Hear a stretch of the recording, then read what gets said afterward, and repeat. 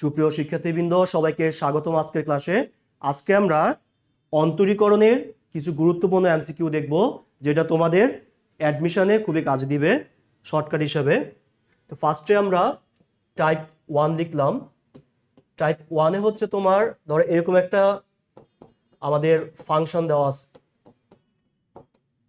ফাংশনটা হচ্ছে এরকম এরকম ধরো এটা ইনফিনিটি পর্যন্ত এরকম এরকম একটা ফাংশন দিচ্ছে আমাদেরকে ইনফিনিটি পর্যন্ত, দিয়ে বললো যে এত হলে এটার ডিফারেন্সিয়েশনের মানটা কত, মানে এটা ডিওয়াই বাই ডিএক্সটা কত। হ্যাঁ, ওকে। এখন এরকম যে কোনো ম্যাথই দেওয়া থাক, এটার আনসার হবে আমাদের শর্টকাট হবে d d x of y equal to হবে এই যে ফাংশনটা আছে তার অন্তরজ ডিভাইডেড বাই 2y মাইনাস 1। কি বললাম, এই আকারে যে কোনো আমাদের ডিফারেন্সিয়েশনের মান বের করতে বললে এটার আনসার হবে কি, যে ফাংশনটা দেওয়া আছে তার অন্তরীকরণ লিখবো উপরে, ডিভাইডেড বাই কি লিখবো 2y মাইনাস 1 লিখবো আমরা। যেমন যদি আমরা একটা এক্সাম্পল দেই, ধরো আমাকে বললো যে y equal to 10x plus 10x plus ধরো 10x, এভাবে আমাকে ইনফিনিটি পর্যন্ত দেওয়া হইলো, দিয়ে বললো যে এটা ইনফিনিটি পর্যন্ত আছে সাপোজ। ওকে, ইনফিনিটি পর্যন্ত আছে, এটার ডিওয়াই বাই ডিএক্সটা কত বা ডিডিএক্স অফ ওয়াইটা কত। আচ্ছা, এটা উচ্চারণটা হচ্ছে ডিডিএক্স অফ ওয়াই, কিন্তু আমরা শর্টকাটে উচ্চারণ করার জন্য আমরা ডিওয়াই বাই ডিএক্স বলতেছি। তাহলে আনসার কত হবে দেখো, আনসার হবে আমাদের যে ফাংশনটা আছে 10x, এটার অন্তরীকরণ হচ্ছে আমাদের sec স্কোয়ার এক্স, নিচে হবে 2y মাইনাস 1, শেষ। তাহলে এমন যে কোনো ফাংশন দিয়ে যদি আমাকে অন্তরীকরণ করতে বলে, আনসার হবে কি, ফাংশনটার অন্তরীকরণ আমরা উপরে লিখবো, নিচে কি লিখবো আমরা 2y মাইনাস 1 লিখবো। আশা করি ইজিলি বুঝতে পারছো। ওকে, এখন আমরা টাইপ নাম্বার 2 লিখলাম। টাইপ নাম্বার 2 হচ্ছে তোমার, ধরো তোমাকে আমি বললাম যে d 10x divided by d e to the power x কত। দেখো আমরা কিন্তু সাধারণত ইন্টারমিডিয়েটে কি পড়ছিলাম আমরা, যে ডিডি এক্স অফ 10x মানে এক্স এর সাপেক্ষে 10x এর অন্তরীকরণ কত। তো তোমাকে এখানে বলছে যে ই টু দ্য পাওয়ার এক্স এর সাপেক্ষে 10x এর অন্তরীকরণ কত। এবং তুমি দেখে এটা একটু কনফিউজ হয়ে গেছো যে এরকম ম্যাথ তো আমি আগে করি নাই, কিন্তু এটা আসলে খুব ইজি জিনিস। এখানে তোমাকে কি বলছে দেখো, এখানে আমাকে যেটা বলছে যে ওরা এই লাইনের পরের লাইনটা হবে তোমার, দেখো আমরা এটাকে এভাবে লিখব যে ডিডিএক্স অফ 10x এবং ddx of E to the power x. অর্থাৎ এভাবে দেখলে আমরা কনফিউজ হওয়ার কোনো প্রশ্নই আসে না। আমরা করব কি, নিচের ফাংশনটাকে আমরা চলকের সাপেক্ষে অর্থাৎ এক্স এর সাপেক্ষে অন্তরীকরণ করব, উপরের ফাংশনটাকেও আমরা চলকের সাপেক্ষে অন্তরীকরণ করব, করে এদের অনুপাত করব জাস্ট। তা ডিডিএক্স অফ 10x হচ্ছে আমাদের sec square x, ddx of E to the power x হচ্ছে ই টু দ্য পাওয়ার এক্স। এটাই আমাদের আনসার। তো যদি তোমাকে কখনো বলে যে একটা ফাংশনের সাপেক্ষে আরেকটা ফাংশনের অন্তরীকরণ বের করো, আমরা করব কি, উপরের ফাংশনটাকে অন্তরীকরণ করব, নিচের ফাংশনটাকে অন্তরীকরণ করব, পরে এদের জাস্ট অনুপাত বের করব আমরা। তাহলে এই ধরনের ম্যাথ আমরা এখন থেকে ইজিলি করতে পারবো। টাইপ নাম্বার 3 দেখো, আমাদের যে 9.4 ছিল, আমাদের এরকম একটা টাইপ ছিল যে বেস ছিল পাওয়ার ছিল। কি ছিল, বেস ছিল পাওয়ার ছিল। বেস এবং পাওয়ারে দেখো, বেস ও পাওয়ারে আমাদের হচ্ছে তোমার চলক থাকবে। হ্যাঁ, এরকম ম্যাথ। তো আমরা এটা অনেক লন্ট দিয়ে অনেক বড় করে করতাম। আবার বলতেছি দেখো, বেস এবং পাওয়ার এই ধরনের ম্যাথে আমরা কি করতাম, লন ধরে অনেক বড় করে করতাম। কিন্তু আমরা এখন খুবই একটা ইজি শর্টকাট টেকনিক শিখবো। দেখো, বেস এবং পাওয়ারে যদি চলক থাকে, এই ধরনের ম্যাথ যদি তোমাকে করতে বলে ডিফারেন্সিয়েশন, সাপোজ ধরো তোমাকে বললো যে cos x two the power sin x, এটার অন্তরীকরণ কত। কি বললাম, cos x টু দ্য পাওয়ার, ধরো cos x two the power sin x, যে এটার অন্তরীকরণ কত। এখন আমরা দেখো বেসে যদি চলক থাকে, পাওয়ারে যদি চলক থাকে, অ্যাডমিশনের ক্ষেত্রে খুবই সহজ একটা ট্রিক্স, সেটা হলো তোমার যা আছে তা লিখে ফেলবা।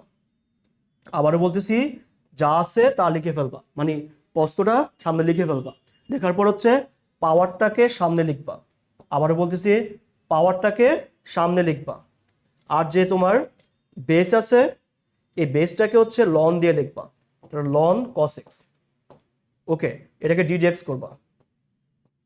আবার বলতেছি দেখো, বেস এবং পাওয়ারে যদি চলক থাকে, এমন কোনো ডিফারেন্সিয়েশন যদি তোমাকে করতে বলে, যা আছে তা লিখবা। লেখার পর পাওয়ারটারে সামনে লিখবা, বেসটাকে হচ্ছে লন দিয়ে লিখবা, পরে এটাকে ডিফারেন্সিয়েশন করবা। এবং তুমি তো এটা ডিফারেন্সিয়েশন করতে পারবাই, কারণ কি এটা আমরা শিখছি। আমরা যদি করি, দেখো কত আসে, এটা আসবে আনসার হচ্ছে তোমার ওকে cos x two the power sin x। আমরা যদি ইউবি করি, sin x কে যদি আমরা স্থির রাখি, ln x টা করলে হচ্ছে 1/x, এটা x না cos x, আবার করলে কত আসবে, মাইনাস sin x আসবে। আর প্লাস দিব আমরা এখানে sin x। হ্যাঁ, ওকে, একটা প্লাস দিব। আর ln cos x কে যদি আমরা স্থির রাখি, sin x টা করলে কত আসবে, cos x আসবে। ওকে, এটা আমাদের আনসার। এখানে আমরা ইউবি করবো আর কি। হ্যাঁ, তাই আমি আবারও বলতেছি, বেস এবং পাওয়ারে যদি চলক থাকে, এমন কোনো ম্যাথ যদি তোমাকে ডিফারেন্সিয়েশন করতে বলে, এটার আনসার হবে যা আছে তা লিখবা, পাওয়ারটা সামনে লিখবা, বেসটাকে লন দিয়ে লিখবা, পরে এটাকে ইউবি করে দিবা। খুবই ইজি আমাদের। ওকে, এখন আমরা পরের যে টাইপটা শিখবো অ্যাডমিশনের জন্য, এটা হলো তোমার খুবই গুরুত্বপূর্ণ একটা শর্টকাট। ধরো আমরা একটা ফাংশন লিখলাম, এক্স এবং ওয়াই আছে। ওকে, এটা বললাম যে এত হলে যে এটার ডিওয়াই বাই ডিএক্স বা ডিডিএক্স অফ ওয়াই কত। ওকে, এটাকে আমরা কি বলি, এটাকে আমরা বলি একটা অব্যক্ত ফাংশন। আমরা অব্যক্ত ফাংশনের আমরা অন্তরীকরণ করা শিখছি কত, আমরা 9.5 যে চ্যাপ্টার, ওই চ্যাপ্টারে আমরা এটা অনেক বড় করে করছি, কিন্তু আমরা এখন অ্যাডমিশনের জন্য খুবই শর্টকাট একটা টেকনিক শিখবো। শর্টকাট টেকনিক হচ্ছে, এটার আনসার হবে তোমার মাইনাস দিবা, সামনে দাগ দিয়ে লিখবা এক্স এর সাপেক্ষে, দেখবা যে এক্স এর সাপেক্ষে আংশিক অন্তরীকরণ বা অন্তরস। আমরা হচ্ছে উপরে হচ্ছে আমরা এক্স এর সাপেক্ষে আংশিক অন্তরীকরণ করব, নিচে হচ্ছে আমরা ওয়াই এর সাপেক্ষে আংশিক অন্তরীকরণ করব, মানে পার্শিয়াল ডিফারেন্সিয়েশন আর কি। হ্যাঁ, আমরা উপরে আমরা এক্স এর সাপেক্ষে আংশিক অন্তরীকরণ করব, নিচে আমরা ওয়াই এর সাপেক্ষে আংশিক অন্তরীকরণ করব। এটার যে অনুপাত, এটাই আমাদের আনসার। এখন খেয়াল করে দেখো, মাইনাস এক্স এর সাপেক্ষে আংশিক অন্তরীকরণ, আমরা যার সাপেক্ষে আংশিক অন্তরীকরণ করব, নিয়ম হচ্ছে ওই চলক ছাড়া বাকি সবই হবে কি, বাকি সবই হবে তোমার ধ্রুবক, মানে হয় ধ্রুবক না হয় কি সহগ। চলকের সাথে থাকলে সহগ, আর চলক ব্যতীত থাকলে কি ধ্রুবক হবে। তাহলে আমরা জানি যে আংশিকের ক্ষেত্রে যার সাপেক্ষে করা হবে সে হবে চলক, আর বাকিগুলো হবে হয় সহগ না হয় ধ্রুবক। ওকে, এখন ধরো আমরা যদি এই ম্যাথটা তোমার করি, এই যে যেটা আমরা লিখলাম আংশিক ভাব দিয়ে করতে চাই, তাহলে কত আসে দেখো, এখানে আমরা আনসারটা হবে তোমার ডি ওয়াই বাই ডিএক্স হবে মাইনাস, দেখো আমি যদি এক্স এর সাপেক্ষে করি, এখানে ওয়াই কিউব হচ্ছে এখানে সহ, তাহলে ওয়াই কিউবকে আমরা ওয়াই কিউবের মধ্যে রাখলাম, এক্স টু দ্য পাওয়ার 4 রে করলে হবে 4x কিউব। আমরা বলতেছি এক্স এর সাপেক্ষে করলে এক্স ব্যতীত বাকি সবই হচ্ছে কি আমাদের ধ্রুবক হিসাবে থাকবে। ওকে, 3x টু দ্য পাওয়ার 4 রে করলে হবে 3 মানে সহগ, x টু দ্য পাওয়ার 4 মানে হবে 4x কিউব, তার মানে 12x কিউব। ওকে, এটা এখন কি হিসাবে কাজ করবে, যেহেতু এটা একলা আছে y হিসাবে, এটা যেহেতু এখানে x নাই, এটা এখন ধ্রুবক হিসাবে কাজ করবে x এর সাপেক্ষে, এটাও 0ই হবে। তাহলে আমরা x এর সাপেক্ষে যখন আংশিক অন্তরীকরণ করছি, উপরে আমরা এটা পাইছি। এখন আমরা y এর সাপেক্ষে আংশিক অন্তরীকরণটা করব। তাহলে y এর সাপেক্ষে যখন আমরা করব, তখন এটা হবে এখন সহগ। তাহলে আমরা সহগটাকে সহগের জায়গায় লিখে দিলাম। এটা হবে কত এখন 3y²। ওকে, এটা হবে এখন ধ্রুবক, এটা 0 হয়ে যাবে। আর এটা হবে আমাদের 4y³ হবে। আর 2 হচ্ছে কত আমাদের 0 হবে। এই যে এভাবে আমরা খুব ইজিলি x এবং y যদি একসাথে থাকে, মানে একটা অব্যক্ত ফাংশন দেওয়া থাকে, এটার যদি আমাদের অন্তরীকরণ করতে বলে বা ddx(y) বের করতে বলে, আমরা মাইনাস এক্স এর সাপেক্ষে উপরে করব, y এর সাপেক্ষে আমরা নিচে করব, তবে এটা আংশিক করব, মানে পার্শিয়াল ডিফারেন্সিয়েশন করব। যার সাপেক্ষে করব ওই চলক ব্যতীত বাকিটাকে আমরা ধ্রুবক অথবা সহগ হিসাবে কল্পনা করব। আশা করি বুঝতে পারছো এটা। এখন আমরা 5 নম্বর টাইপের যেই আমরা অন্তরীকরণটা শিখবো তার নাম হচ্ছে পরামিতিক ফাংশনের অন্তরজ। পরামিতিক ফাংশনের অন্তরজ। কি বললাম? পরামিতিক ফাংশনের অন্তরজ। যেমন ধরো x = 2t² + 5 একটা দেওয়া আছে তোমাকে, y = দেওয়া আছে 3t - 1, দিয়ে বললো যে এটা হলে dy/dx কত বা ddx(y) কত। ওকে, তাহলে এখানে দেখো আমাদের পরামিতিকে আমাদেরকে বুঝতে হবে যে পরামিতিক জিনিসটা কি। দেখো আমরা এখানে x কে t নামক চলকে, y কেও কি আমরা t নামক একটা চলকে পরিবর্তন করছি।